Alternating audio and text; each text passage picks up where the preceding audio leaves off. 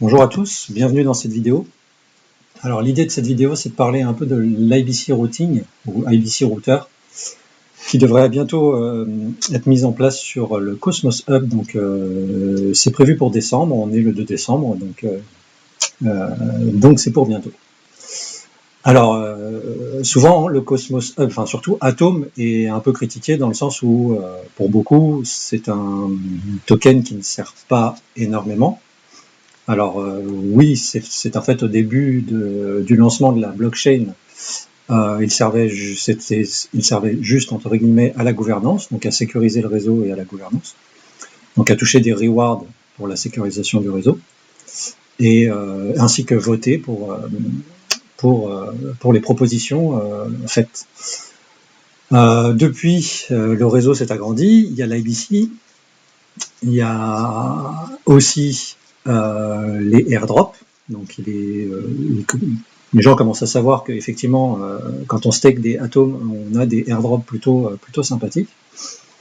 Et donc maintenant arrive en décembre l'IBC Router, qui va permettre au Cosmos Hub de jouer son rôle de hub. Parce que à l'heure actuelle, ce n'est pas le cas. Donc ici, vous avez devant vous le Map of Zone, qui permet de voir les liens entre les différentes blockchains, donc les liens IBC, donc toutes les requêtes IBC qui circulent, et comment les blockchains sont reliées entre elles. Donc là, ce qu'il faut voir dans Map-O-Zone, ce qui doit sauter aux yeux, c'est que c'est le bordel. C'est le bordel pourquoi? Parce que toutes les blockchains sont pratiquement reliées entre elles. Disons que les blockchains qui veulent être reliées à une certaine blockchain sont obligés de créer un lien direct avec cette blockchain. Donc, imaginons je suis Stargaze, donc une blockchain très récente, qui vient de rejoindre l'IBC. Elle, son intérêt, dans un premier temps, c'est de faire partie d'un pool de liquidité et donc de générer de la liquidité pour son token. Et donc, du coup, ils ont choisi de créer un lien, un seul et unique lien d'ailleurs, avec Osmosis. Ce qui est parfaitement judicieux, ils ont envie d'être sur Osmosis, donc il faut créer un lien. C'est là que le bas blesse à l'heure actuelle sur le réseau, c'est qu'en fait, il faut absolument créer un lien vers Osmosis pour dialoguer avec Osmosis. Mais du coup, puisque Stargaze n'a pas de lien avec toutes les autres blockchains, elle n'a pas accès aux autres blockchains. Un utilisateur de Stargaze ne va pas pouvoir envoyer des Stargaze vers Sentinel. Alors, ce qui va pouvoir être fait, c'est d'envoyer des Stargaze vers Osmosis, et ensuite les Stargaze d'Osmosis, puisqu'en fait c'est des Stargaze d'Osmosis, vers Sentinel éventuellement, ça pourrait être fait. Mais ça se fera en deux temps. Ce sera deux interventions manuelles. Alors en réseau, je suis désolé pour la qualité de l'image, elle n'est pas terrible, mais bon, j'ai trouvé ça sur internet. Donc il y a deux façons de voir un réseau, enfin en tout cas, il y en a plus que deux, mais en tout cas pour le Cosmos Hub, sur ce qui nous intéresse aujourd'hui, on va en voir que deux. C'est le point-to-point, donc les blockchains qui sont ici représentées par des cercles blancs sont reliées entre elles, elles sont toutes reliées entre elles, ce qui crée un réseau un peu bordélique avec des liens bordéliques. C'est dans le cadre de Cosmos, chaque lien est un channel IBC. Il faut savoir que c'est une structure, c'est une infrastructure à mettre en place. Techniquement, c'est lourd. C'est des relayers. Pour chaque channel, il y a plusieurs relayers. Chaque relayer, c'est des light clients de chaque blockchain. Bref, c'est lourd à mettre en place. Ce qui fait que si on veut être connecté à l'ensemble des blockchains, il faut créer des channels partout. On voit tout de suite que ça se simplifie à droite quand on a un hub. Le hub, c'est lui qui est relié à toutes les blockchains et on passe par lui pour ensuite envoyer à d'autres. Alors, je ne sais pas si j'ai une extension.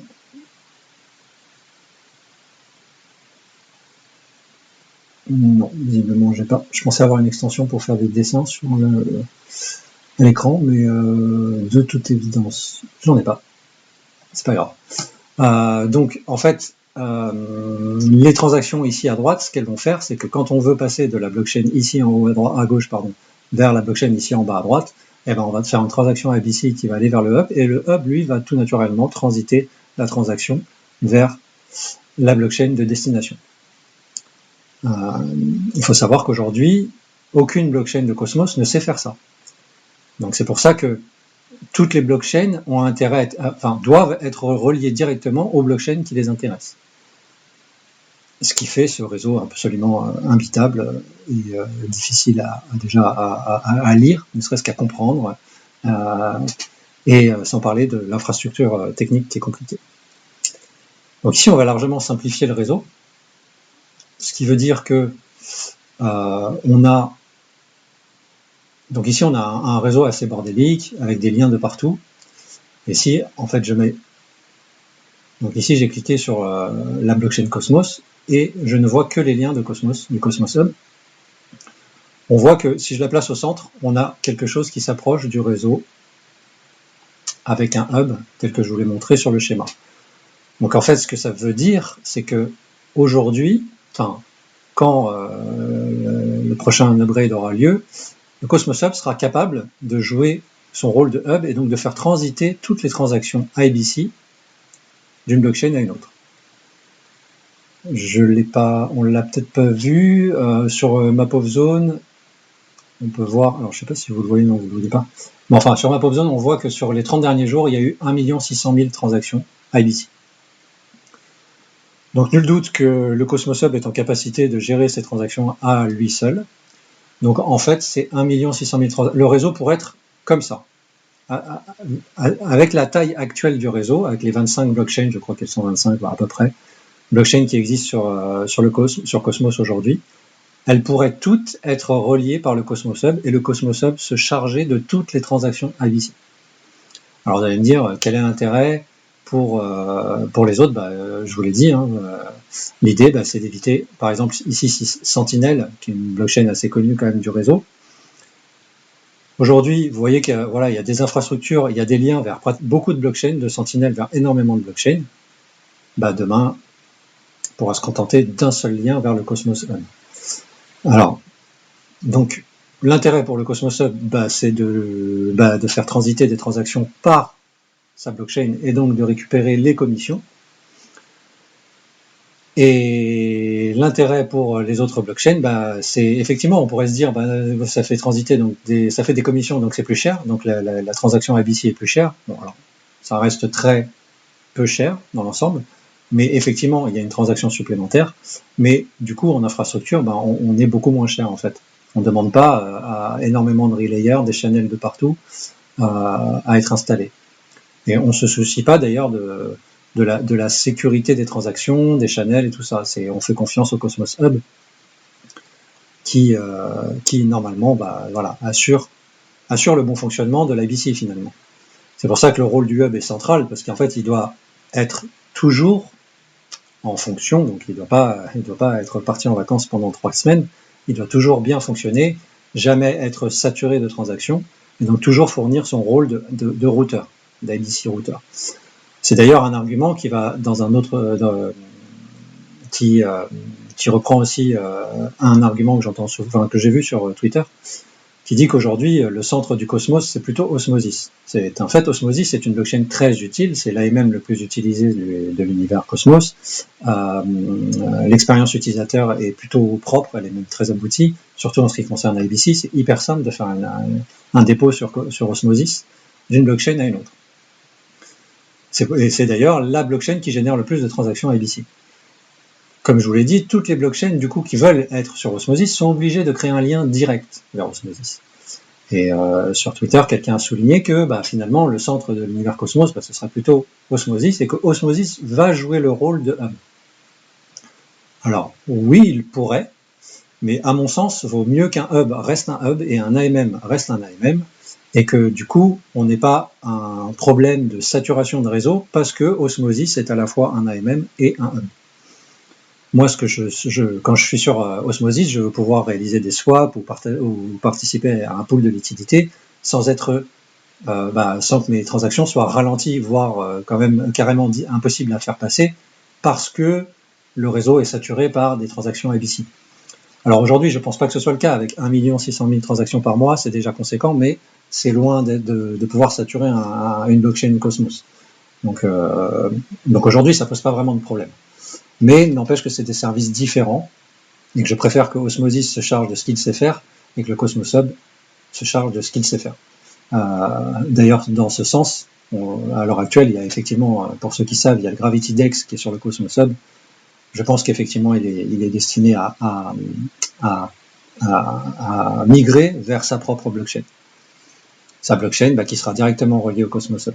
Donc l'idée, c'est que, par exemple, si demain je fais une blockchain, j'aurai juste à la relier au Cosmos Hub, et à partir du moment où je suis relié au Cosmos Hub, je suis relié au réseau. Enfin, je suis relié à toutes les blockchains qui sont reliées au Cosmos Hub. D'où l'intérêt d'être le hub le plus sûr, le plus fiable, parce que je veux pas que, parce que le hub auquel je suis relié a des problèmes techniques ou ne fonctionne plus, je vais plus être relié au réseau. Et aussi, il me sera d'autant plus intéressant de faire partie d'un hub qui a énormément de blockchains reliées à lui. Puisque en décembre, après l'upgrade, les liens pourront se faire en deux chemins, c'est-à-dire que d'Osmosis, j'irai vers le Cosmos Hub, et du Cosmos Hub, j'irai vers la blockchain de destination, par exemple la Cash Networks. Donc du coup, les transactions vont parcourir deux chemins. Mais à terme, on va imaginer que le réseau grossisse énormément, on ne pourra pas tous se connecter au Cosmos Hub, donc du coup, il y aura d'autres hubs comme Iris, qui se veut être un hub également. Toute blockchain Cosmos pourrait être un hub, mais voilà, le hub doit assurer une fonction qui, ça consiste à pouvoir router les transactions. Elles vont toutes être capables de le faire, mais en même temps, il va falloir qu'elles sachent le faire, et bien sans souci de saturation, etc. C'est pour ça que je pense que faire de Osmosis le hub central, ce serait pas cohérent.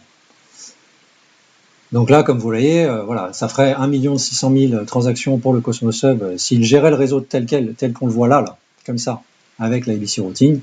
Ça ferait 1 600 000 transactions qui transiteraient par le Cosmos Hub par mois, ce qui ferait une petite manne financière supplémentaire. Donc un intérêt supplémentaire d'avoir des atomes délégués à des validateurs, puisque ensuite les récompenses reviendront aux délégateurs. Donc ça, c'est, j'espère avoir été assez clair. Donc ça, c'est pour une première utilité de Atom qui va arriver là incessamment sous peu, qui sont les transactions IBC. Alors les transactions IBC, plusieurs possibilités, elles peuvent être payées en Atom. Alors voilà, ça c'est le réflexe de base, on a envie qu'Atom soit utile, donc du coup on a envie que les transactions soient payées en Atom. Ce qui est le cas aujourd'hui. Les relayers qui sont des acteurs qui font les transactions IBC, c'est pas vous qui les faites. Quand vous déposez une transaction IBC de Sentinel vers, par exemple, Atom, vers Cosmos Hub, vous dites à Sentinel, tiens, je veux faire une transaction IBC.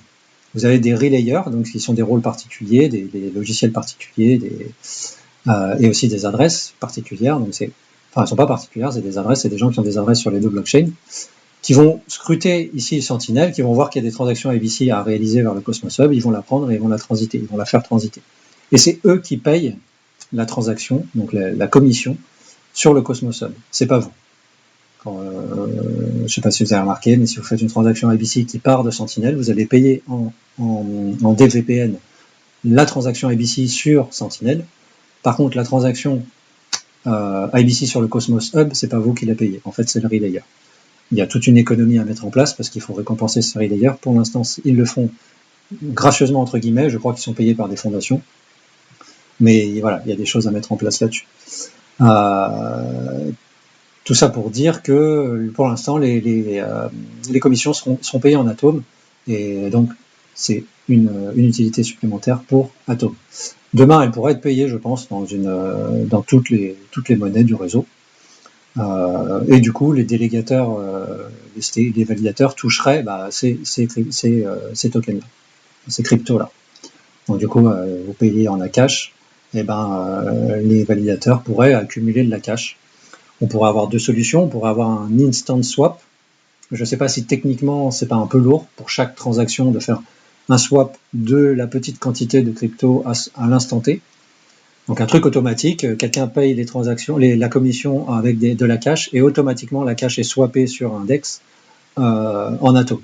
Puis les atomes sont redistribués en récompense des délégateurs. L'autre solution, ce serait d'accumuler tous ces tokens dans une pool et puis faire un buyback j'en sais rien, à la fin du mois, ou que sais-je encore. Dans tous les cas, c'est positif pour Atom. C'est ça qu'il faut comprendre. Donc voilà, ça c'est pour l'IBC router. Donc voilà, on passe de ce réseau-là qui est plutôt propre avec le Cosmos Hub en centrale, ce qui sera a priori l'avenir.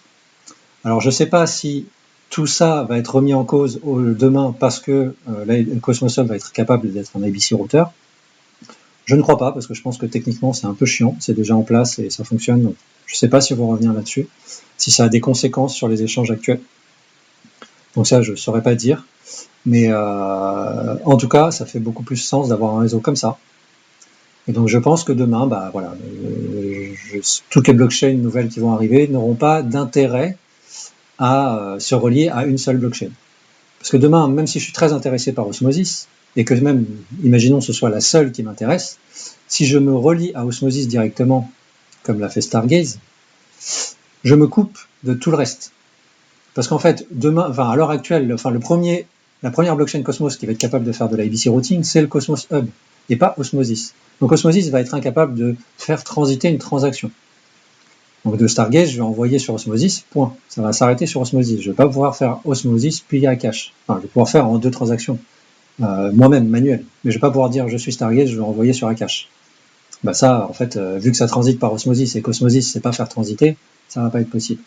Donc demain, si je crée une blockchain, j'ai tout intérêt à être sur le Cosmos Hub, puisqu'à partir du moment où je me reconnecte au Cosmos Hub, je me connecte en fait à toutes les blockchains qui sont connectées elles-mêmes au Cosmos Hub.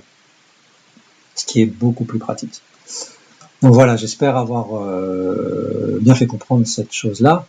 Et puis, rapidement, un petit truc que j'ai vu sur Twitter, qui est plutôt sympa. Donc l'Interchain Security avance à grands pas. Avant, on appelait ça le Shared Security. L'idée, c'est que les validateurs du Cosmos Hub, les validateurs d'une blockchain Cosmos, pourront être utilisés pour valider d'autres blockchains. Alors l'idée, c'est que comme les validateurs du Cosmos Hub sont les plus réputés, que Atom a une grosse valeur, donc du coup, est un token qui est plutôt très décentralisé, donc il y a beaucoup de holders d'Atom.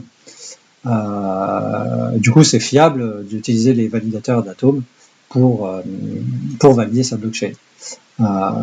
Pourquoi, en quoi c'est un problème? Si je fais ma blockchain et que on est 4-5, que en plus je viens de créer ma blockchain, donc déjà mon coin ne vaut rien, parce que ma blockchain ne fait rien parce que je suis un tocard, mais enfin bon, peu importe. L'idée c'est que comme mes jetons ne valent rien, c'est pas grave en fait finalement si je suis un validateur et que je me fais punir, j'ai perdu des jetons qui valent rien, c'est pas grave. Je perds 5% de mes atomes, déjà je pleure un peu plus. Donc voilà l'idée. Et du coup, on va pouvoir staker, moi en tant que holder d'atomes, je vais pouvoir staker mes atomes, donc choisir un validateur. Ce validateur, je vais le choisir en fonction des commissions qu'il prend et qu'il me reverse, en fait. Un des critères, c'est ça. On peut voir dès aujourd'hui la commission que prend un validateur sur ce qu'il touche, et donc du coup, il nous reverse le reste. Donc moins la commission est grande, plus c'est intéressant de l'utiliser comme validateur. Évidemment, c'est pas le seul critère. Normalement, il faut utiliser un validateur qui participe au réseau, qui fait des choses pour le réseau, et qui fonctionne bien, effectivement, qui a jamais été, qui n'a jamais eu de soucis, qui a toujours fait son rôle de validateur. Et demain, ce qui sera intéressant de regarder, c'est aussi quelle autre blockchain il valide. Pourquoi? Parce que quand vous allez staker vos 50 atomes, vous allez certes toucher vos récompenses en atomes, c'est déjà le cas aujourd'hui, mais vous allez aussi toucher des tokens de toutes les blockchains qu'il valide. Et là, du coup, ça devient très intéressant. Donc, posséder des atomes va devenir, d'autant plus intéressant grâce à ça. Donc voilà, j'arrête là la vidéo. J'espère que vous aura été utile. En tout cas, c'était important pour moi. Enfin, j'avais envie de la faire parce que sur Twitter, on voit beaucoup de commentaires comme quoi Atom ne sert à rien. Bon, alors, il y a avant IBC, il servait à rien, sauf à toucher des rewards et à voter. Depuis IBC, il sert à rien, sauf on reprend voter, toucher des rewards quand on stake et les airdrops. Bon, visiblement c'est pas suffisant. J'espère que demain commenceront à fermer leur gueule. Bref. Donc voilà, un petit peu agacé par ce genre de commentaires. Mais bon, nul doute que de toute façon, l'utilité vient et voilà, on va s'en apercevoir. En gros, l'interchain security, c'est ce que les gens aiment chez Polkadot finalement. Polkadot, c'est ce qu'il fait, c'est qu'il valide les blockchains des autres, sauf que ça se fait via les enchères. Je sais, là, tel que je le comprends, les validateurs choisissent les blockchains qu'ils veulent valider. Du coup, ça les rend plus ou moins attirants aux yeux des stakers, des délégateurs, des gens qui votent. Donc vous allez être sensible au fait qu'un validateur valide plus ou moins de blockchains intéressantes. Parce que s'il y a un validateur qui vient valider la blockchain pourrie que j'ai fait demain, il dit ouais, c'est un peu nul, ok, vous allez toucher des tokens, mais c'est pas très intéressant. Par contre, si vous êtes très intéressé par des VPN, vous allez voter peut-être pour les validateurs qui, eux, valident la blockchain Sentinel. Donc voilà, bon, j'arrête là. Je vous souhaite une bonne soirée, journée, et puis je vous dis à bientôt.